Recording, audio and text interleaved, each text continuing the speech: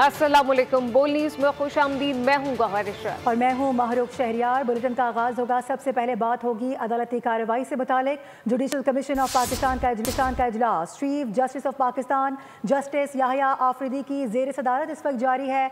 ज़राए के मुताबिक जस्टिस अतीक शाह को chief justice Peshawar high court तैनात कर दिया गया है। जस्टिस अतीक शाह इस वक्त कायम मकाम chief justice Peshawar high court के फ़राइज़ अंजाम दे रहे हैं, जबकि इजलास के दूसरे मरहले में बलूचिस्तान हाई कोर्ट में मुस्तकिल चीफ जस्टिस की तकर्री पर गौर किया जा रहा है।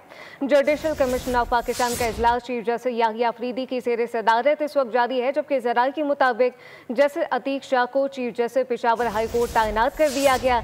जस्टिस अतीक शाह इस वक्त कायम मकाम chief justice Peshawar high court के फ़राइज़ अंजाम दे रहे हैं और इजलास के दूसरे मरहले में बलूचिस्तान हाई कोर्ट में मुस्तकिल चीफ जस्टिस की तकर्री पर गौर किया जा रहा है। सब्सक्राइब करें और बेल दबाएं ताकि कोई खबर रह न जाए।